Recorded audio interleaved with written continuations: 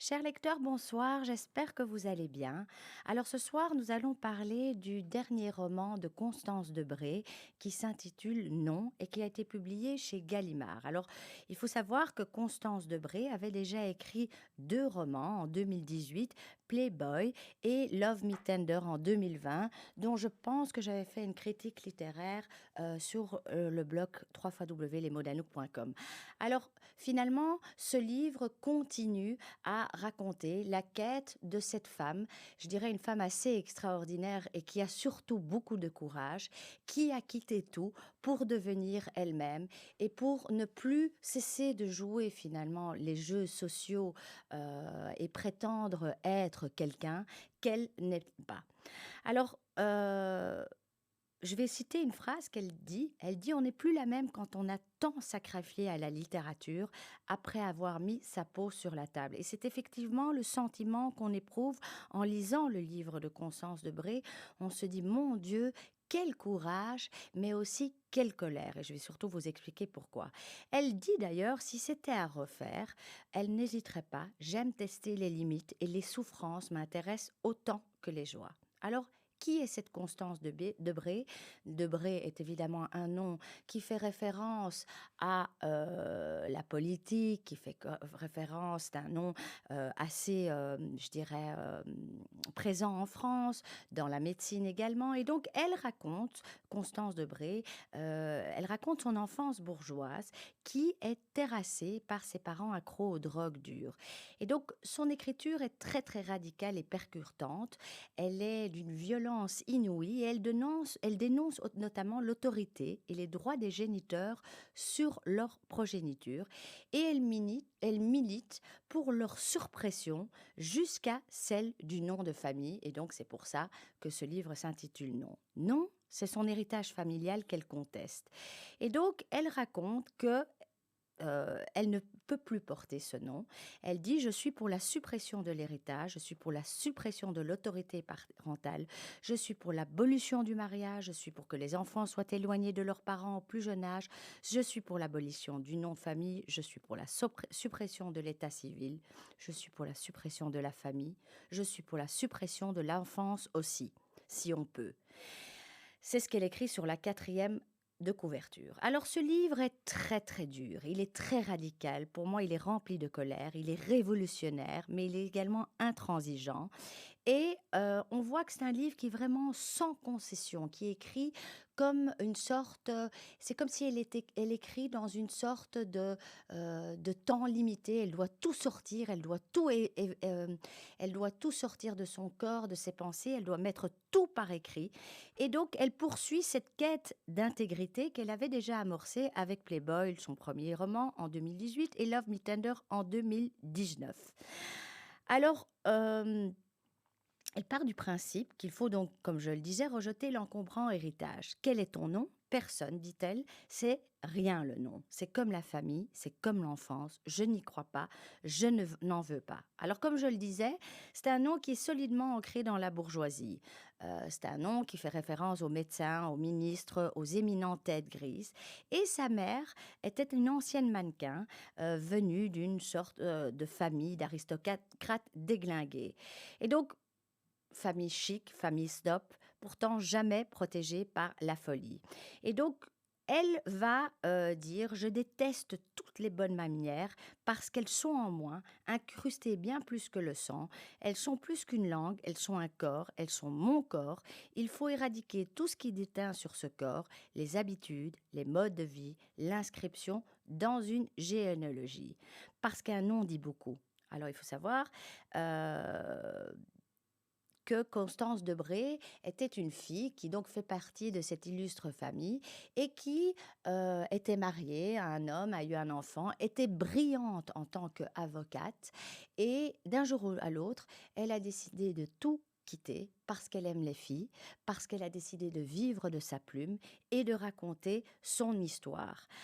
Et cette histoire est assez dure. Elle le dit d'ailleurs: «Il n'y a plus rien à réparer, mais au contraire rompre, partir, participer à la grande entreprise de la perte, l'accélérer, achever les choses». faire le vide, c'est ça qu'elle veut dire finalement, pour laisser une place à ce qui compte, pour être libre, première des aspirations. Parce que pour elle, la liberté compte avant tout, et cette liberté n'a rien à voir avec ce fatras, avec le fait d'avoir souffert ou pas souffert. Être libre pour elle, c'est le vide, ce n'est que ce rapport avec le vide. Et donc, on sent que ce livre est un véritable exutoire pour elle, puisque, comme je le disais, elle est la fille de ce célèbre journaliste et reporter de guerre François Debré, qui est décédé d'ailleurs en 2020. Et donc elle raconte comme quoi, dans ce livre, elle l'accompagne à la fin de sa vie. C'est un père qui n'a jamais vraiment été intéressé par ce qu'elle faisait, qui était là, mais un peu taciturne, drogué au plus haut degré. Et elle veut prouver à travers son témoignage qu'il est possible de se détacher de son patrimoine familial et de ce qui va avec. Son grand-père, parce qu'elle a quand même un patrimoine familial assez lourd, Michel Debré, fut en effet le premier ministre du général de Gaulle. Son père, comme je le disais, est quant à lui journaliste reporter de guerre, couronné du prestigieux prix Albert Londres en 1977. Et en 1998, il avait publié un roman, 30 ans avec sursis, pardon, dans lequel il racontait sa vie de grand reporter de guerre, ses rencontres avec des blessés, des soldats, des réfugiés, des policiers, mais dans lequel il raconte aussi sa rencontre avec la drogue, cette dépendance à l'héroïne qui causera des ravages chez lui et dans son entourage. Et donc, il sera interné plusieurs fois en psychiatrie par son frère, le célèbre professeur de médecine Bernard Debré, mais également sa femme va également plonger, donc la mère de Constance Debré, qui est Marilys Ibarnegaray, eh bien, c'était une belle mannequin, comme je le disais, issue d'une aristocratie tout à fait déglinguée, qui va, elle aussi, à force d'avoir vécu en compagnie de la drogue, je dirais, parce que Constance le raconte très bien. Elle raconte comme le soir, ses parents prenaient de l'opium, s'enfermaient, étaient souvent absents. Sa mère est devenue complètement alcoolique à la fin. Elle raconte même que durant sa grossesse, la grossesse quand sa mère était enceinte de sa sœur, elle a continué à prendre de l'opium et donc très très vite, quand elle a accouché, il a fallu donner au bébé, je ne sais plus le nom de ce médicament, afin que cette accoutumance ne s'installe pas dans la vie du bébé. Donc très très lourd tout ça pour une petite fille qui a 16 ans lorsque sa mère va décéder brutalement d'une rupture d'anévrisme. Et donc, à 50 ans, Constance Debré décide désormais de s'affranchir totalement et d'exister par et pour elle-même. Alors, quand on lit ce roman, on a vraiment l'impression de lire un témoignage qui est rempli de colère. C'est souvent l'impression que j'ai eue. Et j'ai eu envie de prendre cette fille dans les bras. J'ai eu envie de la consoler parce que on sent véritablement à travers son écriture que sa colère est si puissante, si palpable, qu'on a l'impression même qu'elle vomit ses mots. Le livre est très dur, elle se fait mal et c'est vrai que je dirais que on a l'impression que même si elle a digéré tout ça, elle a encore un énorme travail à faire sur elle-même parce qu'elle est vraiment fâchée, fâchée, fâchée. Et la façon dont elle rejette cette bourgeoisie dont finalement elle est issue, et même si aujourd'hui elle n'a plus de quoi se nourrir parce que écrire des livres, ça n'est évidemment pas aussi facile qu'être avocat, elle continue je trouve, il y a un côté très agressif dans l'écriture, mais en même temps, on comprend sa colère. C'est pour ça que souvent on a envie de la prendre dans ses bras, de la rassurer et de la calmer. Elle enchaîne aussi beaucoup de relations, je dirais, sans lendemain. On voit qu'elle n'est pas vraiment attachée à toutes ces filles qu'elle fréquente. Elle est comme si elle est dans une forme d'ascétisme où elle se dégage de tout au point de se retrouver nue, je dirais vraiment, c'est une mise à nu avec elle-même. Elle ne s'attache à rien, elle ne voit même plus vraiment son fils. Tout ce qu'elle fait, c'est aller nager tous les jours. Ça, c'est à un rythme, je dirais presque obsédant. Elle va tous les jours à la piscine ou plusieurs fois par semaine. Mais pour le reste, il y a une forme de recherche, d'ascétisme, presque de pureté qui, et son écriture d'ailleurs, témoigne d'une forme de jansénisme, je dirais, dans cette façon de rechercher et de se détacher de tout ce qui est de trop et de tout ce qui ne lui convient pas. Et c'est vrai qu'on a envie de dire à cette chère Constance, eh bien Constance, ne t'inquiète pas, ça va aller. Alors c'est vrai que c'est ce que je me suis dit jusqu'aux dernières 10 pages. Et puis, lors la lecture des dernières 10 pages, j'ai vu que finalement, et on y lit qu'elle rencontre enfin l'amour. Et je pourrais dire que dans ces dernières 10 pages, elle semble beaucoup plus apaisée, elle semble moins en colère, elle semble plus calme. Alors, cette femme me fascine par son intelligence, par son écriture, mais ce qui m'étonne, c'est que j'ai l'impression qu'elle ne réalise pas à quel point elle peut par moments paraître désabusée face à la vie, face aux hommes, face aux femmes. Elle est très très dure. Bien sûr, elle est dure parce qu'on a été dur avec elle, mais elle est froide, elle est glaciale, elle est tranchante, elle est crue dans sa quête effrénée de relations aussi. Et elle a un côté presque masculin dans la façon dont elle raconte aussi ses relations.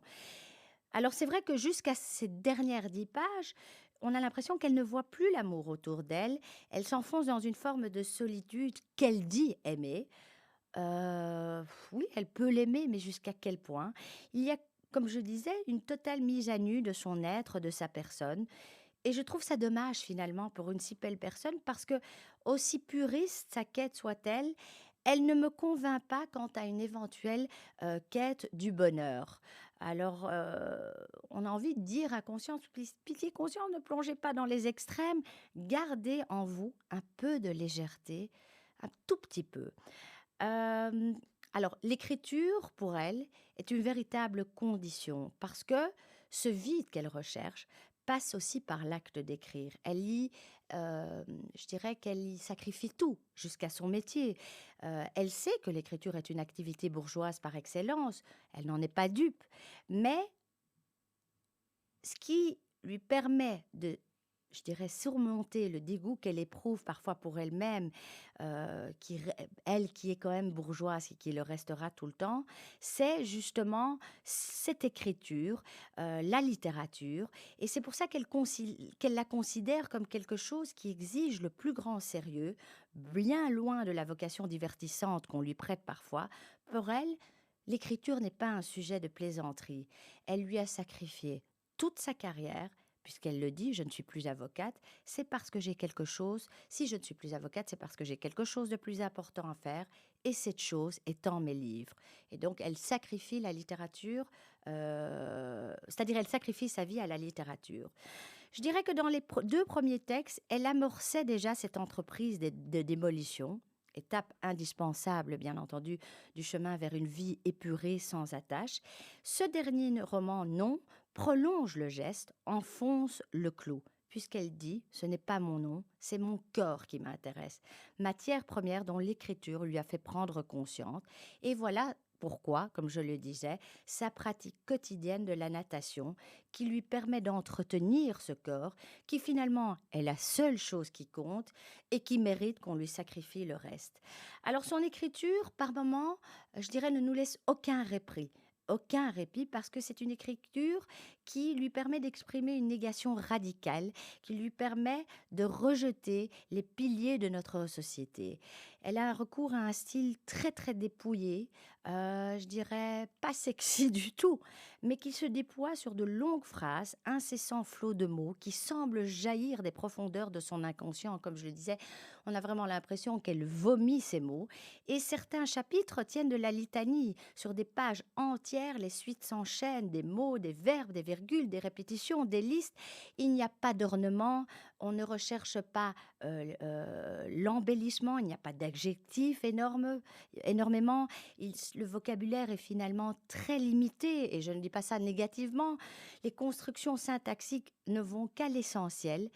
Parfois, c'est fatigant, mais L'essentiel, finalement pour elle, c'est de parvenir à traduire cette mise en branle de ce qui l'entoure.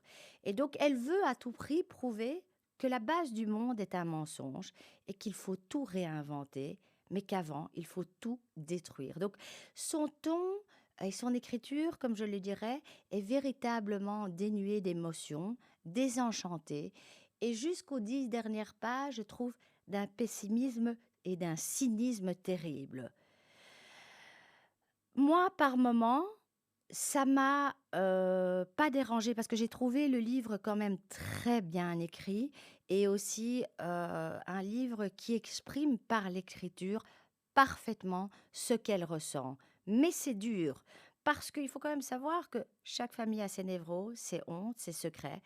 Et finalement, elle n'en est qu'une de plus parmi d'autres familles bourgeoises qui ont vécu, ou d'autres pas familles bourgeoises bien entendu, qui ont vécu des horreurs et qui décident de faire une sorte de tabula rasa, de table rase par rapport à son passé. Alors, comme je le disais, c'est une femme courageuse parce qu'il y a du courage dans cette écriture, dans ce jeu qui ose et ne recule devant rien pour aller au bout de ce qui est presque une question éthique. Refuser la vie lamentable, celle des conventions, des apparences, du socialement acceptable, être libre, tendre vers la constitution d'un soi, sujet et non plus objet, relève ici de l'obligation morale. Elle crâne un peu la constance, mais elle le fait bien, parce que je dirais que sa déconstruction n'a rien à voir avec la recherche optimiste d'un monde meilleur. Elle ne travaille pas une société plus juste. Tout ce qui l'intéresse, c'est elle, elle et elle. Sa quête est individuelle, quasi individualiste. Et d'ailleurs, elle le dit aussi, elle n'a pas d'engagement humaniste, il n'y a pas de bons sentiments, elle se fout des pauvres comme de la lutte des classes, et elle le reconnaît sans problème. Elle le dit d'ailleurs, tout ce qui l'intéresse, c'est elle. Si on veut pouvoir se regarder dans la glace avant de mourir, il faut tout passer par l'acide, l'essence et le feu, avoir fait ça. La douleur de la perte et la solitude qui en découlent. Qui a dit qu'il n'y aurait pas de prix à payer? Alors le prix, elle le paye pleinement, mais c'est une femme remplie de courage qui ose dire ce que beaucoup de gens malheureusement n'osent pas faire. Alors je ne dis pas qu'elle a choisi la facilité, loin de là, mais c'est un livre qui certainement mérite le détour et que je vous conseille de lire. Je vous souhaite une belle semaine et à la semaine prochaine pour de nouvelles aventures et de nouveaux livres. À bientôt.